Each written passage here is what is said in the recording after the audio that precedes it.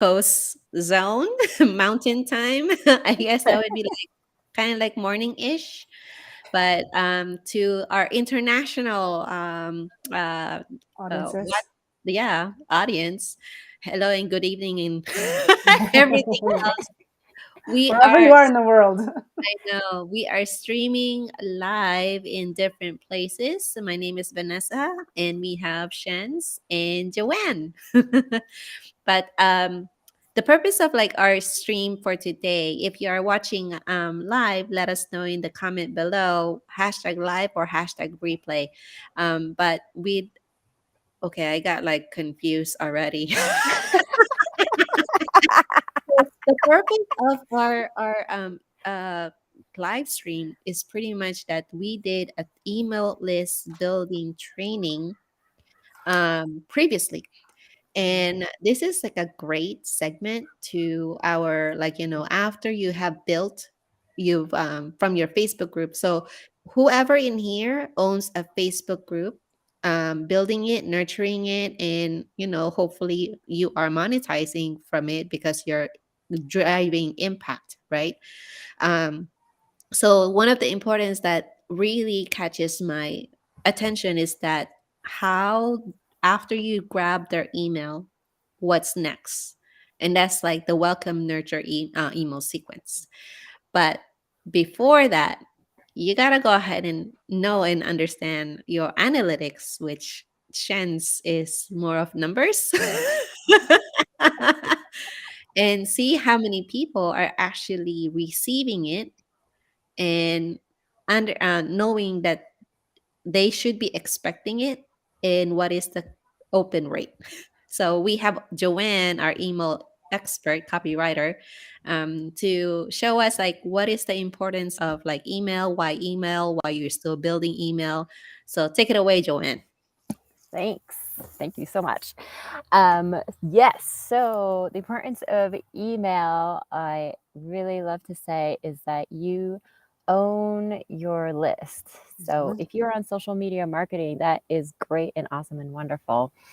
But you don't own your followers. So if your account gets closed, which it has happened, or if there's, like a great social media outage like a couple years ago, then you can't directly communicate with your followers there. And so Right. this is why it's so important to have an email list, is because even if you change to a different email platform, you can take all those email addresses with you. You just export them and then import them into your new one. And so it's just like a direct communication with all your leads or previous clients. That is why email is so important. Also, people will still say email marketing is dead. It is absolutely not dead. It is alive, It's and it actually has one of the highest ROIs out of Mhm. any of the Yep. marketing platforms. It's Email. funny how everyone says email's dead, but if you think about it, ever since internet marketing started, the only thing that's been consistent is to make sure that you grab everyone's email as That soon is as. so true. And a couple of our clients who speak on stages and have been entrepreneurs for so long, one of their regrets is that they didn't grow their email list. Then when you Yes. ask them like what is one thing that you regret, it's growing their email list, because the reality is the email is the ultimate asset. Absolutely. And I tell everyone this all the time. Like, even if you don't know what you're going to do with the email list, you don't have any strategy, you don't have any purpose, you don't even know why you even need it, just start it. Because 1 year from now, your future self will say, thank you for starting your email list, because by that point you will maybe have a better idea of what you're doing and you've already got it started. So Right. the important part is just start Right. collecting Exactly. emails. Just like Yeah. us. I mean, Mhm. I have to be like, transparent. We've started this group with no direction or whatsoever. Yeah, yeah. And I didn't know the importance of like collecting those emails through your Facebook membership questions. And I didn't even Mhm. know that you can actually do that. But one Mhm. thing that learned is that once, over time, in the future you change like the name, you change like the platform, what's the target market, what's the subject, or what the community is about, those emails, those questions will change, and you can't grab those anymore because of the like constant change that you have to run the group. So now, I had that problem before, like, oh, Shanna, how many people do we have in the group? And then versus how many emails did we grab? And then I'm like banging my head for like, are we sending emails in the back end? Are we nurturing them? So, Yeah, and even if you don't feel confident with emailing your list, you just don't know what to write about. Just get started, because the more practice you get, the better you'll get, and it's not like you're in a final exam every time you're writing an email. Right. You're Exactly. not going to get an F, or people aren't all going to unsubscribe all of a sudden because you've written an email and you're like, oh no, I don't know if am I saying the right thing? Just start, and you'll find your voice along the way. Right. You'll understand your audience better when you start looking at the metrics, like what are they interested in? What are they reading about? So it's just a journey. Right. yeah. So we are actually so your previous training was really good on the welcome series, and so I guess so now that after we've nurtured them, you're gonna tell us and you're gonna show us how we can improve our open rates as we nurture them. So Yes. I would love to just give us all the good things. Okay, it's so funny because when I did that training, Vanessa said, people's attention spans are so short, just make it short and quick. And I'm like, okay, I can do that. And I was like, we'll save subject lines for some other thing. So here we are. Right. Yes. Okay. So talking about subject lines. So basically, if you don't know where the subject line is, the subject line is basically when you're in your email inbox, when you get an email from someone, that's the line that you get after their name, who's the sender, and then that line. And then next to that line is usually grayed out text, and that's called the preview text or the pre-header text. Yep. And that's also a prime real estate spot for your email. And so it's important. Subject line is important because you can write the most awesome, valuable content ever. But if your subject line is not engaging or clickable enough, then less people will see it. But also on the other flip side of that, if you have an engaging subject line, but your content is not providing the value for your audience, that also may not work. Like they may not click on your email because you basically have to train your readers. You're training them to click on your emails because of two things. One, your content is valuable, and two, your subject line compels them to open that email. And so, yes. I have a question. Oh, yeah.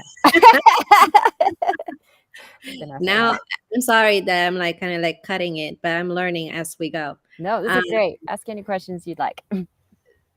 You know how it is when iOS change, Mm-hmm. and then people are like, I didn't see your email. So how can you relieve that so they can expect it?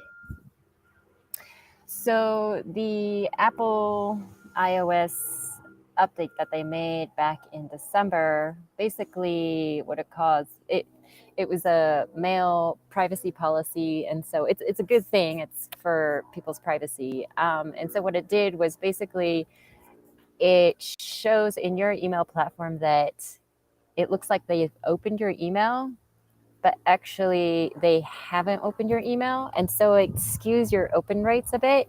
And you can always look in your email platform to see who is using the Apple iOS mail. Because if it's like, if it's a small percentage, let's say like 10% of people, then your open rate is not skewed too much. But if it's like 50% of half the people on your list use it, then you'll see that the open rate, if you look since last December, the open rate percentage probably has been inflated since then, and that's why. It's because of the iOS update. And so, Yes. yes, that's something that people have been kind of working around. Like, okay, so how do I know if people have opened it? So, if you want to increase your open rates, just start with where you're at right now. Just write down the metrics of what open rates you've had, and Uh-huh. then you can go from there to increase your open rates. So Uh-huh. even though it may look like people are opening it, but you're not sure if they're opening it, just Mm-hmm. get your standard baseline, and then you can always increase from there. And then the other thing with that is really working on that valuable content and putting things in there like a main CTA that will cause engagement, meaning they will click on maybe a blog post or click on a video Yeah. or click Yeah. on something. So that way, even if you can't tell if they're opening or not, if they're clicking in there, that means that they have opened it. Yeah. I am showing and sharing a screen because this is our CRM that, that you were talking about, like the name, the from email, the preview text, and then the email subject line. That was the one that you were referring to. Yes. Yep, right there. Yep. And then keep going with the importance of the uh, subject line. Yeah, sure. So basically with subject lines, the more practice you get, the faster you'll get at it. And then usually what you want to do after you write your email is you want to come up with like 3 to 5 subject lines per email. And that might sound like, like I have to do that, but it's so important. It will take only 5 to 10 minutes. And the more you do it, the faster you'll get at it. And the reason to write 3 to 5 subject lines is because you'll see which one will be the most engaging, which one will be the most clickable. So that's just a good practice to get into. So I have some general tips, subject lines to try, and then I have different types of subject lines to try. So some general tips is to personalize your subject line with the reader's name in there. So there in your email platform, there's a variable you can put in for first name or full name. And if you put that in the subject line, it draws the reader's attention. People are getting a lot of emails, and when they see their name, they're more likely, it just draws their attention to it. And so there's a lot of different ways to use personalization in your subject line, which I will get into a little later. I won't go into that right now. So one is personalize. The other is using the word this and using the word one. Two very small, simple words are really powerful, and it helps engage because, like the word this, you can say like, this is the best advice I've ever gotten. This has changed my life. Just that word in itself compels, but it also makes them really curious because they're like, oh, what is this that they're talking about? And they're going to want to know. The same thing with one, like one way to engage your audience on Facebook, or one tool I use every day. So just using that word one also is compelling and engaging enough, and they go, oh, it kind of gives them that reason to click and say, oh, I want to know what that one thing is. So those are 2 other things you can do. Also play with lowercase and uppercase format in your subject line. It really depends on your audience. You got to see what works. Some people use like the uppercase title format, kind of like you're writing a blog title, kind of uppercase. And then some use just all lowercase. That makes it a little more personable. Like you're getting an email from a friend. Like if you're emailing a friend, usually you're not worried about uppercase, lowercase. So think about that and try that out. Another thing is try emojis in your subject line. You can just be creative with it. You can try some uncommon emojis to grab people's attention, like sock emojis. I don't know. What are some that that are just like people don't usually use, like a duck. Fire, Huh? maybe fire. Fire, that one I see a lot. Like there's some emojis like you just don't see a lot of. If you use the uncommon ones, that usually grabs people's attention, and then you can just work it into the subject line so it makes sense. There was one email that used the green dot, and they use it 3 times, and it's so unique, right? Because it's now not just text, Yeah. right? So I thought that Uh-huh. was interesting. Yeah, see, just be creative with the emojis and try a few different things. And you can even decide, like, choose 1 to 3 emojis that you are going to associate with your business. Good one. Like Yeah. my business name is Desk Plant Creative, so I could take the little plant as one of the emojis, and that's it. You're just training the readers when they see that, I don't know, donut emoji, they're gonna think, oh, marketing news. Or you got the crown, do a little Mhm. crown Oh, emoji, yeah. and that just trains them. When they see that, they go, oh, this is an email from them. And if you're writing valuable content, they're gonna want to open it. So let's see. So personalize, use the word this one. Be creative with the emojis. Vary your subject line, short to lengthy. See what works there. I think the subject line character max is, or at least I think it is 40 characters. I can't quite remember, but just try. You definitely want to put like the most important words, the first 3 most important words at the very beginning of your subject line, because that's what people are going to see first and most. So whatever you do say in your subject line, try and put the most important ones at the beginning instead of at the end. Because sometimes what happens is when you're writing a subject line, it ends up at the end because it's kind of like you're writing a sentence kind of form, but just flip it so that the first 3 are the ones that's definitely what people are definitely going to see. And it depends again on what they're looking at on their phone or on their computer. Because my glasses prescription is very strong, and so I have to enlarge the text size on my phone. Like really big. So the subject line that I get in my emails, I can really only see like the first 4 to 5 words. So just thinking about things like that. And then the last thing with general tips is like no clickbait. So what that means is whatever you're saying in your subject line should match what you're saying in your content. You should be mentioning whatever it is. The point isn't just to get them to click and open it, because if you don't deliver on what you're saying in your subject line, that's not building the trust factor, and that's really important for any marketing, is that trust, building that trust factor. Are you worthy of being clicked and read, and building that like trust factor? So those are the general tips. Before I get into the types, do you have any questions, comments? I do want to go ahead and show, like, the stats, because am I hearing like feedback on my end? No? No. Oh, okay. I'm hearing on my end, but it's okay.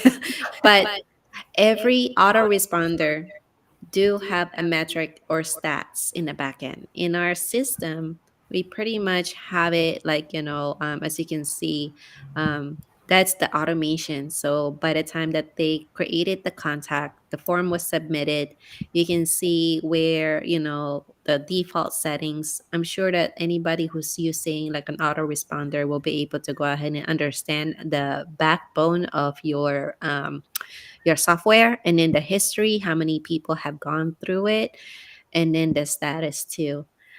So you can tell from, like, what you have inside your what do you call this, your system, if you do have one and set up.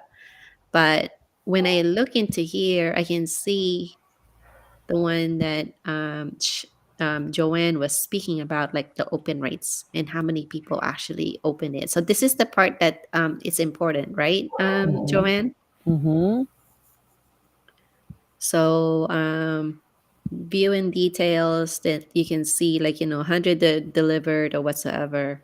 But Yeah, yeah. There's the metrics that are they're so important to looking at the open rate, yeah, looking at the click through rate, yeah. and I don't know if that's click through or click to open rate. Those are two different. Usually, I think what they have on there is the click through rate.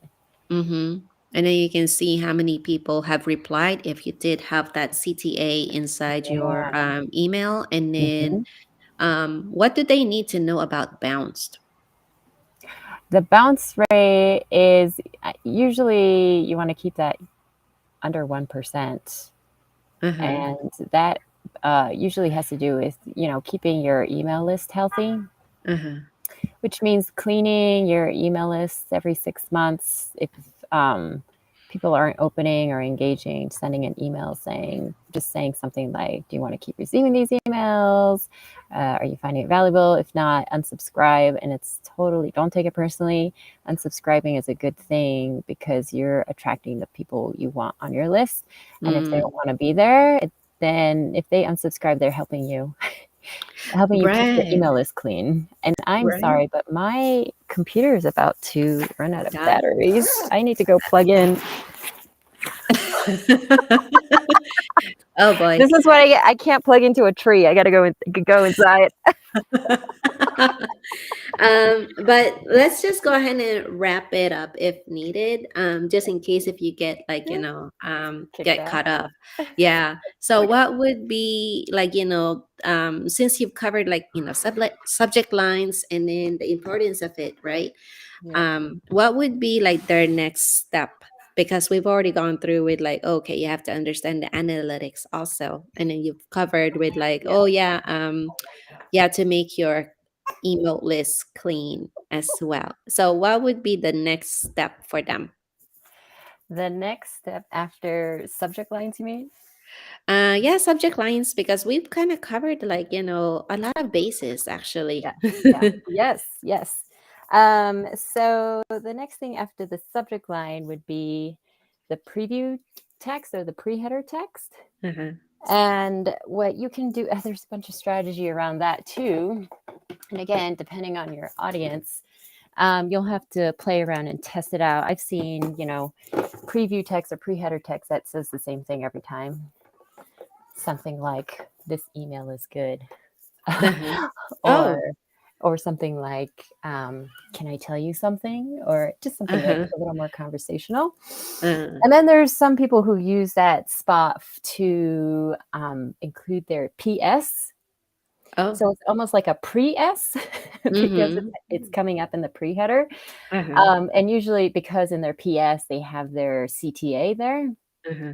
they just include their CTA right in the pre-header text. So it doesn't take too much thought into the pre-header. And some people use it to continue the subject line. Uh-huh. So they have their subject line and then they continue it like a sentence in the pre-header text. And then there's so many different ways you can kind of play with the preview or pre-header text, just to get that engagement. Like if you do like a subject line that's more story based, like something like my epiphany at Starbucks, in the pre-header text you can do something a little more educational because you might be giving a tip in there. So you might Uh-huh. just put a little teaser on Yeah. what it is you're going to be teaching them in the email. So you Uh-huh. can kind of play around with different combos with the Oh, preview text and their pre-header text. yeah. Yeah. Curiosity gets them to like click on it, like epiphany at Starbucks. The beverage that you're about to enjoy, the email you're about to read There it is. The is beverage that's hot. going to help your marketing. Yeah. Coming in hot. There, Well, done. there you go. There we go. Write that one down. Done and done. But other than that, any last words for our audience? Because these are like, really good of a education for those who are like, okay, I don't even know what to write in my email. I do have a Facebook group, but then I don't even like send them emails. What would be your like final words to these, like, our audience watching us right now? Yeah, The easiest thing to do if you've got a Facebook group and you're collecting emails and you don't even know, you're just hiding in a corner because you just are terrified to email because you just you're just in paralysis. It's just to email them what you're working on in your business at the moment. Very just a very easy way to just connect with your audience. You don't have to write an email saying, sorry, I haven't emailed, this is my first email. You can skip all that and just email them and just say, hey, this is what I'm working on. And if you've forgotten, you got on my email list through my Facebook group. Oh. So just give them a little context so they know, because if it's kind of your first time emailing them, they might be like, what, how am I, where's this coming from? So just give them a little context and then just talk about what you're working on in your business. It's just a great way to connect with your audience. Just remember, your subscribers are human beings. They are people. Just instead of thinking of them as numbers, just imagine them.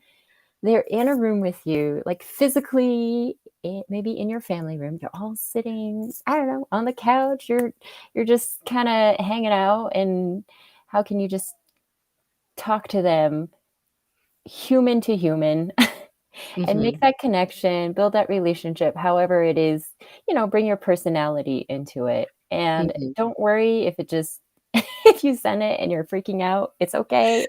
The more you send, the easier it'll get. Yeah. And you'll once you find like people starting to respond or click on things, and it really builds your confidence up. Yeah. And there's no failing at it. No, it's just feedback. It's feedback Yeah. on how to get better. It's feedback Yep. that how you can go out and tweak your Yep. like process, and Mhm. if the words are actually clicking, clicking. Yes, right. It's That was a clicking. good pun. But And also, thank like, I was just gonna say one last thing is, some people email every day. yeah. Some people email 3 times a day. Some people email weekly. Just start with something that feels good to you, that isn't too ambitious. Even if it's like, I'm just gonna email once per month. Maybe it's Uh-huh. like the first Tuesday of the month. Uh-huh. Just gonna start there. Just start small, and once you build up that confidence and that sixth sense, you can say, oh, okay, I think I could do maybe bi-weekly, or if it's working monthly for you, then great, keep going. Mhm. Any last questions, Shans, to Joanne before we close this out? I don't have any questions other than I definitely agree with Joanne. Just start and just start talking, really, because people subscribe to your emails because they wanted to hear from you. So don't Mhm. ever feel like, oh, what if they unsubscribe, or all this and that. Like it's they said yes, so don't doubt the yes already, right? Exactly. Um, so yeah, I'm a huge proponent of emails, so I love it. Yay. Anyways, thank you so much for coming on the second time. Who knows? We may Yes. have like a third time to More another segment. masterclass. Start a Yeah, series. yeah, yeah. Right. Now talking about like masterclass, I would like to ask anybody watching us on the live or a replay, would you like Joanne here to go ahead and give us like an overview masterclass? And since we are taking away her time out of her clients, I would like to go ahead and like, put together a paid workshop just with her. So in that way, she'll be able to go ahead and relieve that problem for you and then start moving that needle. Or perhaps we can go ahead and do like a 3 day or 2 day workshop. So in that way, people can go ahead and gather, ask you direct questions, do more of like a collaborative group workshop. So in that way, it's more of like not just co-working, but then we're investing in our businesses. Let us know below if you'd like to go ahead and do a workshop, comment workshop. So in that way, we can go ahead and put together a date, and then what we can go ahead and put together what type of like email that you want to go ahead and push out some more, because you're just listening in, but we'd like to know more from you guys. So, anyways, always give us a comment, give us a love. That's because that's how Facebook loves it and brings us up to the algorithm. But anyways, thank you, Joanne. Thank you, Shans, Sure. for Thank you everybody so much watching for us. having on. Thank you for listening in. All right. Talk to you soon, Thanks. everybody. Bye.